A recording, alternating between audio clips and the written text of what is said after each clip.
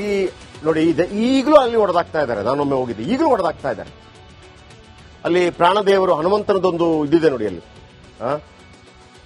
ಅದಕ್ಕೂ ರಕ್ಷಣೆ ಇಲ್ಲ. ಯಾರು ಬೇಕಿದ್ರು ಹೊಡೆದು ಆ ತರ ಇದೆ ಸರ್. ಏನ್ ಸಣ್ಣ ಒಂದು ಪುಡುಗೋಸಿ ಒಂದು ಗೇಟ್ ಹಾಕಿದ್ದಾರೆ ಅದಕ್ಕೆ. ಆಮೇಲೆ ಸಬ್ ಸ್ಟೇಷನ್ ಇತ್ತಂತೆ, ಪೊಲೀಸ್ ಸಬ್ ಅದು ತೆಗೆದಿದ್ದಾರಂತೆ. ಏನ್ ಘಟಾನುಘಟಿ ನಾಯಕರಂತೆ. ಜನಾರ್ದನ್ ರೆಡ್ಡಿ ಅವರಿಗೆ ಇದನ್ನು ಹೆಂಗ್ ಮಾಡಬಹುದಾಗಿತ್ತು. ಆಮೇಲೆ ಅಲ್ಲಿ ಸರ್ ನೀವು ಇಲ್ಲಿ ಹೆಲಿ ಟೂರಿಸಂ ಮಾಡಿದ್ರೆ, ಹೆಲಿಕಾಪ್ಟರ್ ಅಲ್ಲಿ ನೀವು ಮಾಡಿದ್ರೆ ಸರ್, ಮಂಗಳೂರಲ್ಲಿ ಬಂತು ಸರ್. ಆ ಊರಲ್ಲಿ ಹೆಲಿ ಟೂರಿಸಂ ಇದೆ ಈಗ.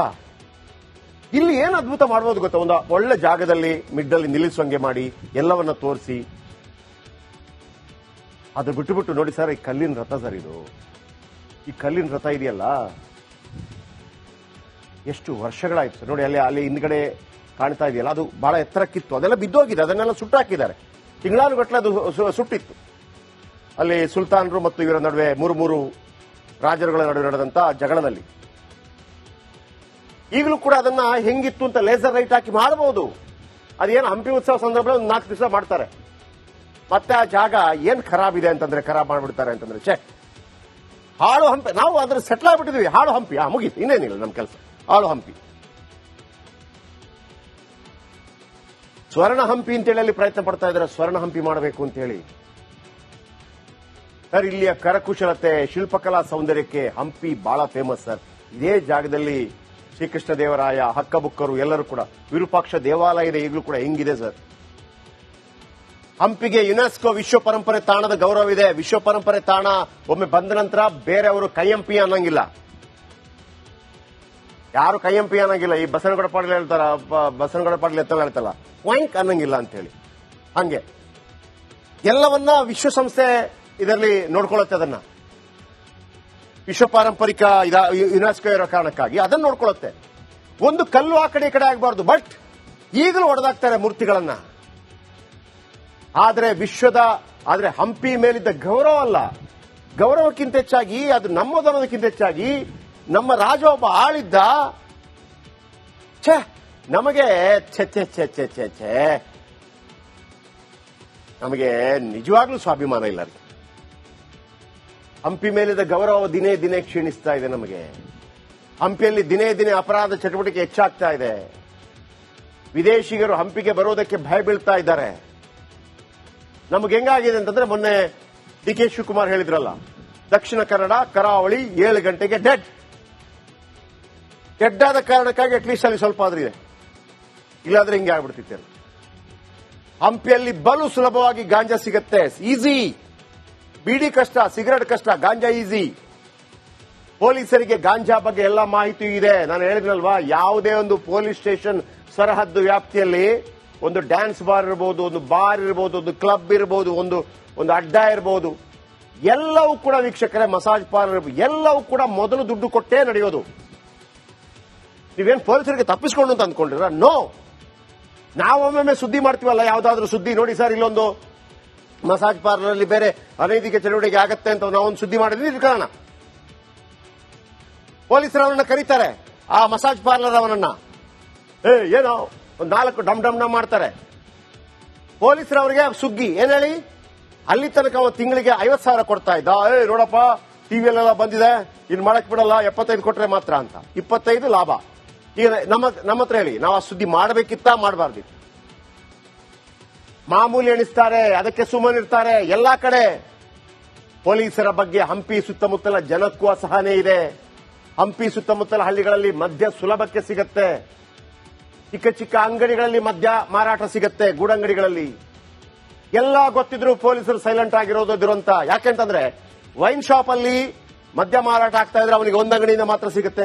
10 ಚಿಕ್ಕ ಪುಟ್ಟ ಅಂಗಡಿಯಿಂದ ಸಿಕ್ಕಿದ್ರೆ ಅವ 5,000 ಕೊಡ್ತಾನೆ, ಇವ ದಿವಸಕ್ಕೆ 500 ರೂಪಾಯಿ ಕೊಡ್ತಾನೆ. 10 ಅಂಗಡಿ 5,000 10,000 ಆಯ್ತು. ಯಾರು ಬೇಡ ಅಂತಾರೆ ಸ್ವಾಮಿ? ಈ ಹಂಪಿಯನ್ನ ಏನ್ ತಿಪ್ಪರ್ಲಾಗ ಓಡಿದ್ರು, ಏನು ಕಂಠ ಶೋಷಣೆ ಮಾಡಿಕೊಂಡ್ರು, ಒಂದು ಅಭೇದ್ಯವಾದಂತ ಕನಸು ಕಾಣದವನಿಗೆ ಸಾಧ್ಯವೇ ಇಲ್ಲ. ಈ ಡಿ.ಕೆ. ಶಿವಕುಮಾರ್, ನೀವೇನೇ ಟೀಕೆ ಟಿಪ್ಪಣಿ ಮಾಡಿ ಆ ಮನುಷ್ಯನ ಬಗ್ಗೆ, ಬೆಂಗಳೂರು ಬಗ್ಗೆ ಒಂದು ಗ್ರೇಟರ್ ಬೆಂಗಳೂರು ಮಾಡ್ತೀನಿ ಅನ್ನುವಂಥ ಕನಸು ಇದೆಯಲ್ಲ, ಯಾವ ರಾಜಕಾರಣಿಗಿದೆ ಈ ಒಂದು ಊರಿನ ಬಗ್ಗೆ ಕನಸು? ಉಳಿದವ್ರು ಹೇಳ್ಬೋದು 40,000 ಕೋಟಿ ದುಡ್ಡು ಹೊಡಿತಾರೆ. ನೀವು ಮಾಡಿ ದುಡ್ಡು ಹೊಡಿಯದೆ. 40,000 ಕೋಟಿ ಒಂದು ಪ್ರಾಜೆಕ್ಟ್ ಬೆಂಗಳೂರಿನ ಬಗ್ಗೆ ಆಲೋಚನೆ ಮಾಡ್ತೀರಲ್ಲ, ಒಂದು ಟನೆಲ್ ಬೇಕು ಅಂತ ಆಲೋಚನೆ ಮಾಡ್ತೀರಲ್ಲ, ನೀವು ಈ ಹಿಂದೆ ನಿಲ್ಲಿಸಿದ್ ಮಾತ್ರ, ಉಳಿದದ್ದನ್ನೆಲ್ಲ ಅಲ್ಲೇನೋ ಸ್ಟೀಲ್ ಬ್ರಿಡ್ಜ್ ಮಾಡುವಾಗ ಕೈ ಅಂತ ಬಂದ್ರೆ ನಿಲ್ಲಿಸಿದ್ರಿ. ಇನ್ನೇನ್ ಮಾಡಿದ್ರಿ ನೀವು?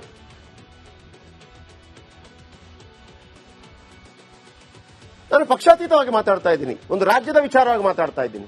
ಜನಾರ್ದನ್ ರೆಡ್ಡಿ ಅಂತ ಕುಬೇರ ಮನಸ್ಸು ಮಾಡಿದ್ದಿದ್ರೆ ಆ ಸಂದರ್ಭದಲ್ಲಿ ಅವ್ರು ಹೇಳಿದ್ದೆಲ್ಲ ನಡೀತಾ ಇತ್ತು ಸರ್. ಅವರ ದುಡ್ಡು ಬೇಡ, ಸರ್ಕಾರ ದುಡ್ಡನ್ನ. ಆಮೇಲೆ ಪ್ರವಾಸೋದ್ಯಮ ಸಚಿವರಾಗಿದ್ರು ಅವರು. ಅಲ್ಲಿಗೆ ದುಡ್ಡು ಹಾಕಿಸ್ಬಿಟ್ಟು ಅದನ್ನು ಹೆಂಗ್ ಮಾಡಬಹುದಾಗಿತ್ತು ಸರ್? ಸ್ವರ್ಣ ಹಂಪಿ ಮಾಡಬಹುದಾಗಿತ್ತು. ಯಾರಿಗೂ ಇಲ್ಲ, ಯಾರು ಬರ್ತಾರೆ ಗೊತ್ತಿಲ್ಲ ಈ ಗತ ವೈಭವನ್ನ ಮತ್ತೆ ರಾರಾಜಿಸುವಂತೆ ಮಾಡೋದಕ್ಕೆ. ನೆಕ್ಸ್ಟ್ ಹೋಗೋಣ ಬನ್ನಿ. ಈ ನೋಡಿ, ಈಗಲೂ ಅಲ್ಲಿ ಹೊಡೆದಾಗ್ತಾ ಇದ್ದಾರೆ. ನಾನೊಮ್ಮೆ ಹೋಗಿದ್ದೆ, ಈಗಲೂ ಹೊಡೆದಾಗ್ತಾ ಇದ್ದಾರೆ. ಅಲ್ಲಿ ಪ್ರಾಣದೇವರು ಹನುಮಂತನದೊಂದು ಇದಿದೆ ನೋಡಿ, ಅಲ್ಲಿ ಅದಕ್ಕೂ ರಕ್ಷಣೆ ಇಲ್ಲ. ಯಾರು ಬೇಕಿದ್ರು ಹೊಡೆದು ಆ ತರ ಇದೆ ಸರ್. ಏನ್ ಸಣ್ಣ ಒಂದು ಪುಟಗೋಸಿ ಒಂದು ಗೇಟ್ ಹಾಕಿದ್ದಾರೆ ಅದಕ್ಕೆ. ಆಮೇಲೆ ಸಬ್ ಸ್ಟೇಷನ್ ಇತ್ತಂತೆ, ಪೊಲೀಸ್ ಅದು ತೆಗೆದಿದ್ದಾರಂತೆ. ಏನ್ ಘಟಾನುಘಟಿ ನಾಯಕರಂತೆ. ಜನಾರ್ದನ್ ರೆಡ್ಡಿ ಅವರಿಗೆ ಇದನ್ನು ಹೆಂಗ್ ಮಾಡಬಹುದಾಗಿತ್ತು. ಆಮೇಲೆ ಅಲ್ಲಿ ಸರ್, ನೀವು ಇಲ್ಲಿ ಹೆಲಿ ಟೂರಿಸಂ ಮಾಡಿದ್ರೆ, ಹೆಲಿಕಾಪ್ಟರ್ ಅಲ್ಲಿ ನೀವು ಮಾಡಿದ್ರೆ ಸರ್, ಮಂಗಳೂರಲ್ಲಿ ಬಂತು ಸರ್. ಆ ಊರಲ್ಲಿ ಹೆಲಿ ಟೂರಿಸಂ ಇದೆ ಈಗ. ಇಲ್ಲಿ ಏನು ಅದ್ಭುತ ಮಾಡಬಹುದು ಗೊತ್ತಾ? ಒಂದು ಒಳ್ಳೆ ಜಾಗದಲ್ಲಿ ಮಿಡ್ಡಲ್ಲಿ ನಿಲ್ಲಿಸುವಂಗೆ ಮಾಡಿ ಎಲ್ಲವನ್ನ ತೋರಿಸಿ, ಅದು ಬಿಟ್ಟು ನೋಡಿ ಸರ್, ಈ ಕಲ್ಲಿನ ರಥ ಸರ್, ಇದು ಈ ಕಲ್ಲಿನ ರಥ ಇದೆಯಲ್ಲ, ಎಷ್ಟು ವರ್ಷಗಳಾಯ್ತು ಸರ್. ನೋಡಿ ಅಲ್ಲಿ ಹಿಂದ್ಗಡೆ ಕಾಣ್ತಾ ಇದೆಯಲ್ಲ, ಅದು ಬಹಳ ಎತ್ತರಕ್ಕಿತ್ತು. ಅದೆಲ್ಲ ಬಿದ್ದೋಗಿದೆ, ಅದನ್ನೆಲ್ಲ ಸುಟ್ಟಾಕಿದ್ದಾರೆ. ತಿಂಗಳಾನುಗಟ್ಟಲೆ ಅದು ಸುಟ್ಟಿತ್ತು. ಅಲ್ಲಿ ಸುಲ್ತಾನರು ಮತ್ತು ಇವರ ನಡುವೆ ಮೂರು ರಾಜರುಗಳ ನಡುವೆ ನಡೆದಂತ ಜಗಳದಲ್ಲಿ. ಈಗಲೂ ಕೂಡ ಅದನ್ನ ಹೆಂಗಿತ್ತು ಅಂತ ಲೇಸರ್ ಲೈಟ್ ಹಾಕಿ ಮಾಡಬಹುದು. ಅದೇನು ಹಂಪಿ ಉತ್ಸವ ಸಂದರ್ಭದಲ್ಲಿ ಒಂದು 4 ದಿವಸ ಮಾಡ್ತಾರೆ. ಮತ್ತೆ ಆ ಜಾಗ ಏನ್ ಖರಾಬ್ ಇದೆ ಅಂತಂದ್ರೆ, ಖರಾಬ್ ಮಾಡ್ಬಿಡ್ತಾರೆ ಅಂತಂದ್ರೆ, ಹಾಳು ಹಂಪಿ. ನಾವು ಅದ್ರ ಸೆಟ್ಲ್ ಆಗ್ಬಿಟ್ಟಿದ್ವಿ. ಹಾಳು ಹಂಪಿ ಮುಗೀತು, ಇನ್ನೇನಿಲ್ಲ ನಮ್ಮ ಕೆಲಸ. ಹಾಳು ಹಂಪಿ, ಸ್ವರ್ಣ ಹಂಪಿ ಅಂತೇಳಿ ಅಲ್ಲಿ ಪ್ರಯತ್ನ ಪಡ್ತಾ ಇದ್ದಾರೆ. ಸ್ವರ್ಣ ಹಂಪಿ ಮಾಡಬೇಕು ಅಂತ ಹೇಳಿ ಸರ್. ಇಲ್ಲಿಯ ಕರಕುಶಲತೆ, ಶಿಲ್ಪಕಲಾ ಸೌಂದರ್ಯಕ್ಕೆ ಹಂಪಿ ಬಹಳ ಫೇಮಸ್ ಸರ್. ಇದೇ ಜಾಗದಲ್ಲಿ ಶ್ರೀಕೃಷ್ಣ ದೇವರಾಯ, ಹಕ್ಕಬುಕ್ಕರು ಎಲ್ಲರೂ ಕೂಡ, ವಿರೂಪಾಕ್ಷ ದೇವಾಲಯ ಇದೆ ಈಗಲೂ ಕೂಡ. ಹೆಂಗಿದೆ ಸರ್ ಹಂಪಿಗೆ? ಯುನೆಸ್ಕೋ ವಿಶ್ವ ಪರಂಪರೆ ತಾಣದ ಗೌರವ ಇದೆ. ವಿಶ್ವ ಪರಂಪರೆ ತಾಣ ಒಮ್ಮೆ ಬಂದ ನಂತರ ಬೇರೆಯವರು ಕೈಯಂಪಿ ಅನ್ನಂಗಿಲ್ಲ. ಯಾರು ಕೈಯಂಪಿ ಅನ್ನಂಗಿಲ್ಲ. ಈ ಬಸವನಗೌಡ ಪಾಟೀಲ್ ಹೇಳ್ತಾರ, ಬಸವನಗೌಡ ಪಾಟೀಲ್ ಎತ್ತಲ್ಲ ಹೇಳ್ತಲ್ಲ, ವಾಂಕ್ ಅನ್ನಂಗಿಲ್ಲ ಅಂತ ಹೇಳಿ. ಹಂಗೆ ಎಲ್ಲವನ್ನ ವಿಶ್ವಸಂಸ್ಥೆ ಇದರಲ್ಲಿ ನೋಡ್ಕೊಳ್ಳುತ್ತೆ. ಅದನ್ನ ವಿಶ್ವ ಪಾರಂಪರಿಕ ಯುನೆಸ್ಕೋ ಇರೋ ಕಾರಣಕ್ಕಾಗಿ ಅದನ್ನ ನೋಡ್ಕೊಳ್ಳುತ್ತೆ. ಒಂದು ಕಲ್ಲು ಆ ಕಡೆ ಈ ಕಡೆ ಆಗಬಾರ್ದು. ಬಟ್ ಈಗಲೂ ಹೊಡೆದಾಕ್ತಾರೆ ಮೂರ್ತಿಗಳನ್ನ. ಆದ್ರೆ ಹಂಪಿ ಮೇಲಿದ್ದ ಗೌರವ ಅಲ್ಲ, ಗೌರವಕ್ಕಿಂತ ಹೆಚ್ಚಾಗಿ ಅದು ನಮ್ಮದನ್ನೋದಕ್ಕಿಂತ ಹೆಚ್ಚಾಗಿ ನಮ್ಮ ರಾಜ ಒಬ್ಬ ಆಳಿದ್ದ. ನಮಗೆ ನಮಗೆ ನಿಜವಾಗ್ಲೂ ಸ್ವಾಭಿಮಾನ ಇಲ್ಲ ರೀ. ಹಂಪಿ ಮೇಲಿದ್ದ ಗೌರವ ದಿನೇ ದಿನೇ ಕ್ಷೀಣಿಸ್ತಾ ಇದೆ ನಮಗೆ. ಹಂಪಿಯಲ್ಲಿ ದಿನೇ ದಿನೇ ಅಪರಾಧ ಚಟುವಟಿಕೆ ಹೆಚ್ಚಾಗ್ತಾ ಇದೆ. ವಿದೇಶಿಗರು ಹಂಪಿಗೆ ಬರೋದಕ್ಕೆ ಭಯ ಬೀಳ್ತಾ ಇದ್ದಾರೆ. ನಮ್ಗೆ ಹೆಂಗಾಗಿದೆ ಅಂತಂದ್ರೆ, ಮೊನ್ನೆ ಡಿ.ಕೆ. ಶಿವಕುಮಾರ್ ಹೇಳಿದ್ರಲ್ಲ, ದಕ್ಷಿಣ ಕನ್ನಡ ಕರಾವಳಿ 7 ಗಂಟೆಗೆ ಡೆಡ್ ಆದ ಕಾರಣಕ್ಕಾಗಿ ಅಟ್ಲೀಸ್ಟ್ ಅಲ್ಲಿ ಸ್ವಲ್ಪ ಆದ್ರೂ ಇದೆ. ಇಲ್ಲಾಂದ್ರೆ ಹಿಂಗೆ ಆಗ್ಬಿಡ್ತಿತ್ತು. ಹಂಪಿಯಲ್ಲಿ ಬಲು ಸುಲಭವಾಗಿ ಗಾಂಜಾ ಸಿಗುತ್ತೆ. ಈಸಿ. ಬೀಡಿ ಕಷ್ಟ, ಸಿಗರೆಟ್ ಕಷ್ಟ, ಗಾಂಜಾ ಈಸಿ. ಪೊಲೀಸರಿಗೆ ಗಾಂಜಾ ಬಗ್ಗೆ ಎಲ್ಲ ಮಾಹಿತಿ ಇದೆ. ನಾನು ಹೇಳಿದ್ನಲ್ವಾ, ಯಾವುದೇ ಒಂದು ಪೊಲೀಸ್ ಸ್ಟೇಷನ್ ಸರಹದ್ದು ವ್ಯಾಪ್ತಿಯಲ್ಲಿ ಒಂದು ಡ್ಯಾನ್ಸ್ ಬಾರ್ ಇರಬಹುದು, ಒಂದು ಬಾರ್ ಇರಬಹುದು, ಒಂದು ಕ್ಲಬ್ ಇರಬಹುದು, ಒಂದು ಅಡ್ಡ ಇರಬಹುದು, ಎಲ್ಲವೂ ಕೂಡ ವೀಕ್ಷಕರೇ, ಮಸಾಜ್ ಪಾರ್ಲರ್ ಇರಬಹುದು, ಎಲ್ಲವೂ ಕೂಡ ಮೊದಲು ದುಡ್ಡು ಕೊಟ್ಟೇ ನಡೆಯೋದು. ನೀವೇನು ಪೊಲೀಸರಿಗೆ ತಪ್ಪಿಸ್ಕೊಂಡು ಅಂತ ಅಂದ್ಕೊಂಡಿರ? ನೋ. ನಾವೊಮ್ಮೊಮ್ಮೆ ಸುದ್ದಿ ಮಾಡ್ತೀವಲ್ಲ, ಯಾವ್ದಾದ್ರು ಸುದ್ದಿ ನೋಡಿ ಸರ್, ಇಲ್ಲೊಂದು ಮಸಾಜ್ ಪಾರ್ಲರ್ ಅಲ್ಲಿ ಬೇರೆ ಅನೈತಿಕ ಚಟುವಟಿಕೆ ಆಗತ್ತೆ ಅಂತ ನಾವೊಂದು ಸುದ್ದಿ ಮಾಡಿದ್ವಿ ಕಾರಣ. ಪೊಲೀಸರು ಅವನನ್ನ ಕರೀತಾರೆ, ಆ ಮಸಾಜ್ ಪಾರ್ಲರ್ ಅವನನ್ನ, ಏನೋ ಒಂದು 4 ಡಮ್ ಮಾಡ್ತಾರೆ. ಪೊಲೀಸರು ಅವರಿಗೆ ಸುಗ್ಗಿ ಏನ್ ಹೇಳಿ, ಅಲ್ಲಿ ತನಕ ತಿಂಗಳಿಗೆ 50,000 ಕೊಡ್ತಾ ಇದ್ದ. ನೋಡಪ್ಪ, ಟಿವಿಯಲ್ಲೆಲ್ಲ ಬಂದಿದೆ, ಇನ್ ಮಾಡಕ್ ಬಿಡಲ್ಲ, 75 ಕೊಟ್ರೆ ಮಾತ್ರ ಅಂತ. 25 ಲಾಭ. ಈಗ ನಮ್ಮ ಹತ್ರ ಹೇಳಿ, ನಾವು ಆ ಸುದ್ದಿ ಮಾಡಬೇಕಿತ್ತ ಮಾಡಬಾರ್ದಿತ್ತು? ಮಾಮೂಲಿ ಎಣಿಸ್ತಾರೆ, ಅದಕ್ಕೆ ಸುಮ್ಮನಿರ್ತಾರೆ ಎಲ್ಲಾ ಕಡೆ. ಪೊಲೀಸರ ಬಗ್ಗೆ ಹಂಪಿ ಸುತ್ತಮುತ್ತಲ ಜನಕ್ಕೂ ಅಸಹನೆ ಇದೆ. ಹಂಪಿ ಸುತ್ತಮುತ್ತಲ ಹಳ್ಳಿಗಳಲ್ಲಿ ಮದ್ಯ ಸುಲಭಕ್ಕೆ ಸಿಗತ್ತೆ. ಚಿಕ್ಕ ಚಿಕ್ಕ ಅಂಗಡಿಗಳಲ್ಲಿ ಮದ್ಯ ಮಾರಾಟ ಸಿಗತ್ತೆ, ಗೂಡಂಗಡಿಗಳಲ್ಲಿ. ಎಲ್ಲ ಗೊತ್ತಿದ್ರು ಪೊಲೀಸರು ಸೈಲೆಂಟ್ ಆಗಿರೋದು ದುರಂತ. ಯಾಕೆಂತಂದ್ರೆ ವೈನ್ ಶಾಪ್ ಅಲ್ಲಿ ಮದ್ಯ ಮಾರಾಟ ಆಗ್ತಾ ಇದ್ರೆ ಅವನಿಗೆ ಒಂದು ಅಂಗಡಿಯಿಂದ ಮಾತ್ರ ಸಿಗುತ್ತೆ. 10 ಚಿಕ್ಕ ಪುಟ್ಟ ಅಂಗಡಿಯಿಂದ ಸಿಕ್ಕಿದ್ರೆ ಅವ 5,000 ಕೊಡ್ತಾನೆ, ಇವ ದಿವಸಕ್ಕೆ 500 ರೂಪಾಯಿ ಕೊಡ್ತಾನೆ. 10 ಅಂಗಡಿ 5,000 10,000 ಆಯ್ತು. ಯಾರು ಬೇಡ ಅಂತಾರೆ ಸ್ವಾಮಿ? ಈ ಹಂಪಿಯನ್ನ ಏನ್ ತಿಪ್ಪರ್ಲಾಗ ಓಡಿದ್ರು, ಏನು ಕಂಠ ಶೋಷಣೆ ಮಾಡಿಕೊಂಡ್ರು ಒಂದು ಅಭೇದ್ಯವಾದಂತ ಕನಸು ಕಾಣದವನಿಗೆ ಸಾಧ್ಯವೇ ಇಲ್ಲ. ಈ ಡಿ ಕೆ ಶಿವಕುಮಾರ್ ನೀವೇನೇ ಟೀಕೆ ಟಿಪ್ಪಣಿ ಮಾಡಿ ಆ ಮನುಷ್ಯನ ಬಗ್ಗೆ, ಬೆಂಗಳೂರು ಬಗ್ಗೆ ಒಂದು ಗ್ರೇಟರ್ ಬೆಂಗಳೂರು ಮಾಡ್ತೀನಿ ಅನ್ನೋಂಥ ಕನಸು ಇದೆಯಲ್ಲ, ಯಾವ ರಾಜಕಾರಣಿಗಿದೆ ಈ ಒಂದು ಊರಿನ ಬಗ್ಗೆ ಕನಸು? ಉಳಿದವರು ಹೇಳ್ಬೋದು 40,000 ಕೋಟಿ ದುಡ್ಡು ಹೊಡಿತಾರೆ. ನೀವು ಮಾಡಿ, ದುಡ್ಡು ಹೊಡಿಯದೆ 40,000 ಕೋಟಿ ಒಂದು ಪ್ರಾಜೆಕ್ಟ್ ಬೆಂಗಳೂರಿನ ಬಗ್ಗೆ ಆಲೋಚನೆ ಮಾಡ್ತಿರಲ್ಲ, ಒಂದು ಟನೆಲ್ ಬೇಕು ಅಂತ ಆಲೋಚನೆ ಮಾಡ್ತಿರಲ್ಲ.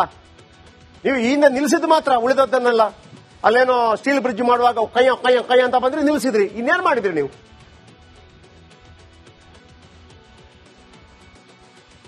ನಾನು ಪಕ್ಷಾತೀತವಾಗಿ ಮಾತಾಡ್ತಾ ಇದ್ದೀನಿ, ಒಂದು ರಾಜ್ಯದ ವಿಚಾರವಾಗಿ ಮಾತಾಡ್ತಾ ಇದ್ದೀನಿ. ಜನಾರ್ದನ್ ರೆಡ್ಡಿ ಅಂತ ಕುಬೇರ ಮನಸ್ಸು ಮಾಡಿದ್ದಿದ್ರೆ ಆ ಸಂದರ್ಭದಲ್ಲಿ ಅವ್ರು ಹೇಳಿದ್ದೆಲ್ಲ ನಡೀತಾ ಇತ್ತು ಸರ್. ಅವರ ದುಡ್ಡು ಬೇಡ, ಸರ್ಕಾರ ದುಡ್ಡನ್ನ. ಆಮೇಲೆ ಪ್ರವಾಸೋದ್ಯಮ ಸಚಿವರಾಗಿದ್ರು ಅವರು. ಅಲ್ಲಿಗೆ ದುಡ್ಡು ಹಾಕಿಸ್ಬಿಟ್ಟು ಅದನ್ನು ಹೆಂಗ್ ಮಾಡಬಹುದಾಗಿತ್ತು ಸರ್? ಸ್ವರ್ಣ ಹಂಪಿ ಮಾಡಬಹುದಾಗಿತ್ತು. ಯಾರಿಗೂ ಇಲ್ಲ, ಯಾರು ಬರ್ತಾರೆ ಗೊತ್ತಿಲ್ಲ ಈ ಗತ ವೈಭವನ್ನ ಮತ್ತೆ ರಾರಾಜಿಸುವಂತೆ ಮಾಡೋದಕ್ಕೆ. ನೆಕ್ಸ್ಟ್ ಹೋಗೋಣ ಬನ್ನಿ.